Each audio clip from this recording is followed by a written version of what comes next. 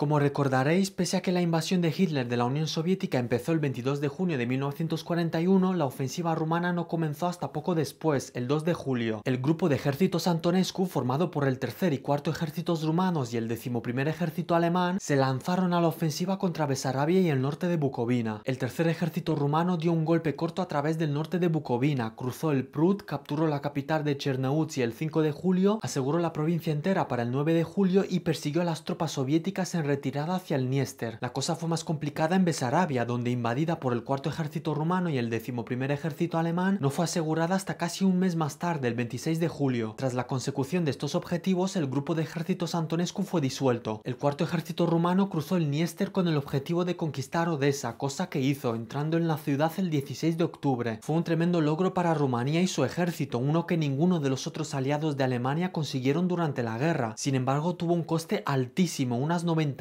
bajas, de las cuales 18.000 fueron muertos. El cuarto ejército rumano fue mutilado, dejó de ser una formación viable y efectiva, de modo que ahora vamos a centrar nuestra atención en el otro ejército rumano, el tercer ejército del general Petre Dumitrescu, subordinado a los alemanes, que siguió adentrándose en el sur de la Unión Soviética mientras el cuarto ejército intentaba conquistar Odessa. De hecho, fue el avance de las unidades de este tercer ejército junto a las del 11º ejército en el sur de Ucrania y el norte de Crimea que hizo a los soviéticos abandonar Odessa para que el cuarto ejército la conquiste. Como un recordatorio, antes del inicio de la ofensiva del 2 de julio, dentro del grupo de ejércitos Antonescu, el tercer ejército rumano de Dumitrescu fue subordinado al 11º ejército alemán del general Eugen Ritter von Schobert, de modo que, una vez iniciada la ofensiva, fueron los alemanes del 11º ejército quienes mandaron directamente sobre este ejército rumano. Y es que de nuevo los alemanes no fueron tontos, ya que cualitativamente el tercer ejército contenía lo mejor del ejército rumano, las formaciones de élite de caballería y montaña, así como la primera división blindada que fue usada para conquistar Besarabia y luego ayudar al cuarto ejército a conquistar Odessa. De hecho, la caballería rumana tenía una influencia política increíble. Varios hombres de la caballería, Antonescu incluido, sirvieron como primeros ministros entre 1918 y 1945. Rumanía tenía 25 regimientos de caballería con los títulos históricos Rosciori de los regimientos 1 al 12 y Călărași de los regimientos 1 al 13. 7 de esos regimientos proporcionaban reconocimiento a cada cuerpo de infantería, mientras que los otros 18 regimientos formaban 6 brigadas de caballería. A pesar de los deseos de Rumanía de mecanizar sus regimientos, la escasez de vehículos se impuso. Al final hubo 3 brigadas completas, la primera, la séptima y la novena casi completamente a caballo, salvo por un escuadrón mecanizado de reconocimiento con tanques ligeros R1. Estas brigadas eran inútiles para operaciones mecanizadas significativas, es por ello que fueron enviadas con el cuarto ejército a Odessa. Solo las otras 3 brigadas de caballería, la quinta, la sexta y la octava, mejor armadas y motorizadas y con un potencial ofensivo significativo, sirvieron con el tercer ejército y por tanto al mando de los alemanes en dirección a las profundidades de la Unión Soviética. Por otro lado, el cuerpo de montaña estaba compuesto por 26 batallones en total, organizados en 4 brigadas, aunque 2 batallones formaban un grupo de esquí independiente. Estas 4 brigadas constituían la mejor infantería del ejército rumano. No obstante, la cuarta brigada de montaña fue creada solo en 1939 y nunca logró el mismo nivel de efectividad que sus otras 3 brigadas hermanas. También hay que decir que aunque estas unidades junto a las de caballería se distinguían del resto por unas habilidades especializadas, un mayor profesionalismo e incluso una mayor iniciativa, su armamento dejaba bastante que desear, con piezas de artillería de la Primera Guerra Mundial que a las alturas de 1941 tenían una fiabilidad dudable y un rendimiento inferior. Si queréis saber a grandes rasgos el estado del ejército rumano, os recomiendo que echéis un ojo a mi vídeo El ejército rumano que ayudó a Hitler entre 1941 y 1944. De modo que el cuerpo de montaña al mando del general Gheorghe Avramescu, formado por las brigadas de montaña primera, segunda y cuarta, y el cuerpo de caballería del general Ioan Rakovice, formado por las brigadas de caballería quinta, sexta y octava, formaban el tercer ejército del general Petre Dumitrescu. En total el ejército tenía casi 75.000 hombres y sus unidades eran las más móviles y mejor entrenadas del ejército rumano. Así el tercer ejército, tras asegurar el norte de Bucovina y perseguir a los soviéticos hacia el Dniester, fue ordenado por von Schobert preparar el cruce del río, penetrar la línea Stalin, cubrir el flanco izquierdo del 11º ejército y avanzar hacia el río Bug. Por tanto, entre el 17 y 19 de julio, los rumanos cruzaron el río Dniester, capturaron 182 emplazamientos de hormigón de la línea Stalin en combates muy fuertes y la atravesaron. En ese momento se presentó la oportunidad de operaciones móviles, de manera que para aprovecharla el cuerpo de caballería creó de forma improvisada el destacamento mecanizado Korn, llamado así por su jefe, el coronel Radu Korn, uno de los rumanos que más destacaron durante la guerra, tanto que recibió comentarios favorables incluso del propio Hitler. Sin embargo, dado que el tercer ejército ya no tenía la primera división blindada con él, porque recordemos que se fue a Odessa, el destacamento mecanizado Korn operó con el destacamento blindado alemán Lindermann. Persiguieron a los soviéticos hacia el río Bug, a la vez que el tercer ejército junto con el 11º se subordinaron al grupo de ejércitos sur del mariscal Gerd von Rundstedt. El tercer ejército formaba el vínculo entre los ejércitos alemanes 11º al sur y 17º al norte. En su avance participó en la limpieza del bolsillo de Uman a finales de julio e inicios de agosto y luego siguió hacia Voznesensk sobre el río Bug. Sin embargo, al empezar el cruce del río el 9 de agosto, los rumanos encontraron resistencia no de los soviéticos sino de los húngaros, que también iban con los alemanes. A medida que las tropas de montaña rumanas se lanzaron a cruzar el río, los húngaros al otro lado del mismo se alarmaron y exigieron que paren. Incluso amenazaron con atacar si no lo hacían. Los rumanos tuvieron que parar su cruce durante un día hasta que los enlaces alemanes intervinieron y resolvieron el conflicto. Aunque es cierto que este encuentro se ha exagerado, a partir de este momento los alemanes tuvieron mucho cuidado con mantener a húngaros y rumanos separados. Durante todas estas operaciones el cuerpo de caballería se hizo con casi 13.000 prisioneros, 450 vehículos a motor y 70 tanques y coches blindados. El tercer ejército siguió hacia el este, protegiendo el flanco izquierdo del 11º ejército. Luego giró al sur para limpiar la orilla oriental del Bug hasta Nikolaev y avanzó en dirección al río Dnieper. El 17 de agosto Antonescu accedió a proporcionar tropas de seguridad entre los ríos Bug y Dnieper, y el 1 de septiembre el tercer ejército estableció posiciones defensivas sobre el río Dnieper al norte de Berislav. Allí los rumanos, protegidos por el río, rechazaron confortablemente una serie de ataques soviéticos por el 18º ejército, que intentó flanquear al 11º ejército alemán mientras intentaba cruzar el Dnieper en Berislav. El tercer ejército además ayudó con su material al 11º ejército construir un puente sobre el Dnieper en Berislav entre el 2 y el 3 de septiembre. Mientras que el grupo de ejército sur de von Rundstedt iba hacia Rostov, ordenó al 11º ejército tomar Crimea. Realmente no se podía seguir avanzando hacia el este sin tomar Crimea, porque en manos soviéticas amenazaría constantemente la retaguardia, incluso la propia Rumanía, sobre todo sus campos petrolíferos. Quitar Crimea a los soviéticos también importaba por el tema de controlar la región del Mar Negro. Además, por su posición geográfica, Rumanía tenía un claro interés en que Crimea deje de ser soviética para asegurar sus propios intereses nacionales en el Mar Negro. Sin embargo, el 12 de septiembre el comandante del 11º ejército von Schober fue asesinado cuando su avión aterrizó de forma accidental en un campo de minas soviético. El general Erich von Manstein lo sustituyó, el hombre que diseñó el atrevido y quizá temerario plan operacional de la campaña de 1940 en el oeste, aquel que llevó al colapso de Francia. 5 días más tarde, el 17 de septiembre, tuvo lugar otro golpe de mala suerte cuando el jefe del Estado Mayor rumano, el general Alexandru Ioanițiu, fue asesinado, no por minas soviéticas, sino por una hélice de avión. Como os podéis imaginar, fue un evento que disrumpió las actividades del alto mando rumano, aunque Antonescu no tardó en encontrar un sustituto el 22 de septiembre en el general Iacovici, el comandante del cuarto ejército que seguía intentando conquistar Odessa. Lo cierto es que la pérdida del general Ioanițiu se dejó sentir. El general Pantasi luego escribió que Ioanițiu era inteligente, trabajador y tranquilo y se llevaba bien con Antonescu, algo que no era la cosa más fácil del mundo. A Manstein en verdad se le ordenó avanzar en dos direcciones a la vez, es decir, hacia Crimea y Rostov. Sin embargo, él dio prioridad a Crimea. Su plan original era que el 54º cuerpo alemán del general Erich Hansen, compuesto por dos divisiones de infantería, asalte la posición de Perekop, apoyado por supuesto por artillería pesada y Stukas de la cuarta Luftwaffe. Una vez que este cuerpo haya logrado abrir una brecha, Manstein tenía pensado enviar dos formaciones para explotar el avance. El 49º cuerpo de montaña del general Ludwig Koebler, compuesto por una división de infantería y dos divisiones de montaña, y la primera división Panzer SS Leibstandarte Adolf Hitler del general Sepp Dietrich. Por otro lado, para tapar huecos y asegurar su norte, más concretamente en la estepa de Nogai, Manstein pensó usar a las fuerzas del tercer ejército de Dumitrescu. Así, Manstein ordenó al tercer ejército cruzar el Dnieper y tomar posiciones en la estepa de Nogai, para cubrir la retaguardia de sus cuerpos mientras se abrían paso a través de las fuertes defensas del Perekop. Así, a partir del 24-25 de septiembre, el tercer ejército tomó una posición defensiva muy expuesta en la estepa del Nogai, al norte del mar de Azov. Manstein colocó al cuerpo de montaña del general Avramescu en la izquierda, con su flanco izquierdo sobre el río Dnieper, y al cuerpo de caballería del general Rakovitsa a la derecha, con su flanco derecho sobre el mar de Azov. Manstein esperó que los obstáculos naturales impidan a los rumanos ser flanqueados. En el centro, es decir, entre los rumanos, colocó al 30º cuerpo alemán del general Hans von Salmuth, formado por dos divisiones de infantería. Como os podéis imaginar, al cuerpo de montaña especialmente no le hacía ni pizca de gracia tomar posiciones defensivas en la estepa abierta, porque a pesar de ser tropas de élite, su especialidad eran los terrenos accidentados. De hecho, se vio obligado a mantener sus reservas muy en la retaguardia por miedo a la artillería soviética, soviética. El 24 de septiembre, Manstein empezó su ofensiva contra las defensas del istmo de Perekop, encontrándose con problemas desde el principio. El 54º Cuerpo, a pesar de disfrutar de un fuerte apoyo de artillería y aviación, no lo tuvo nada fácil, no solo por la fuerte defensa soviética, sino al abrirse paso con tropas cansadas que llevaban meses luchando en Ucrania. No obstante, después de duras luchas, la artillería y la Luftwaffe lograron causar suficientes estragos como para que los alemanes finalmente rompan las defensas soviéticas del Perekop. Ello llevó a la Stavka a ordenar el 1 de octubre la evacuación de Odessa a Sebastopol para defender Crimea, algo que permitió al cuarto ejército rumano entrar en la ciudad de Odessa el 16 de octubre. Sin embargo, ese avance en Perekop no pudo ser explotado por dos razones. En primer lugar, las bajas del 54º Cuerpo fueron altas, necesitó tiempo para recuperarse y obtener reemplazos antes de seguir en Crimea. En segundo lugar, y quizá esto es lo más importante, Manstein se encontró en la embarazosa posición de no tener fuerzas para explotar las durísimas ganancias de su infantería. Esas dos unidades que ya dije que pensaba utilizar para explotar el avance, el 49º Cuerpo de Montaña y la primera división Panzer SS ya no las tenía, mientras que a la primera división Panzer SS se le ordenó estar lista para ir con el primer grupo Panzer de von Kleist hacia Rostov, al 49º Cuerpo de Montaña se le ordenó darse la vuelta de Perekop para restaurar la situación más al norte, en la estepa de Nogay. Y es que el 26 de septiembre, 2 días después de que Manstein haya empezado su asalto en Perekop, los ejércitos soviéticos 9º y 18º del general Cherevichenko atacaron al tercer ejército antes de que tuviera tiempo de atrincherarse adecuadamente, es decir, en el preciso momento en que ambos cuerpos rumanos expuestos y débilmente armados eran más vulnerables. Las memorias de Manstein, como no, culpa a los rumanos, pero en verdad toda la línea germano-rumana fue fuertemente golpeada por artillería, aviones y tanques soviéticos. De hecho, incluso él tuvo que admitir que la situación fue tensa para su 30º Cuerpo alemán. La situación más crítica, en efecto, la atravesó el Cuerpo de Montaña rumano al norte, donde la 4ª Brigada de Montaña, que ya dije que era de formación reciente y no tan efectiva como las otras, fue empujada unos 15 kilómetros hacia atrás, de modo que esa penetración soviética no propiamente explotada por el Ejército Rojo amenazó las líneas de suministro del eje a través del Dnieper. Manstein, por tanto, tuvo que enviar al 49º Cuerpo de Montaña para restablecer la situación el 29 de septiembre, algo que le llevó a suspender la explotación del éxito en el istmo de Perekop. La llegada del 49º Cuerpo de Montaña pronto restableció la situación en el norte. En cuanto a la zona sur, mantenida por el Cuerpo de Caballería rumano, fue atacada por al menos 4 divisiones de fusileros soviéticas fuertemente apoyadas por tanques, artillería y aviones. Aunque lograron abrumar a la 5ª Brigada de Caballería en Akimovka el 26 de septiembre por el mero peso de los números, el coronel Korn, con el 2º Escuadrón Mecanizado y el 6º Regimiento Motorizado Roshiori, contraatacó y logró sellar la brecha. La situación siguió siendo seria hasta que se unió a la lucha la primera división Panzer SS y los elementos del primer grupo Panzer de Kleist, que atacaron la retaguardia de Cherevichenko. Y es que los ejércitos soviéticos de Cherevichenko, al atacar, permitieron a los alemanes flanquearles. Los Panzers de Kleist iniciaron su ofensiva de flanqueo el 30 de septiembre. Así, aprovechando esta nueva situación, las unidades germano-rumanas de la estepa de Nogay se lanzaron a la ofensiva a principios de octubre. Las tropas de Korn lideraron la embestida del eje que tomó Melitopol, y fue el Cuerpo de Caballería rumano el que se encontró con la 16ª División Panzer del primer grupo Panzer en Andrejevka el 7 de octubre, un acto que supuso el embolsamiento y la posterior destrucción de los ejércitos soviéticos 9º y 18º. En total, 65.000 tropas del Ejército Rojo fueron capturadas.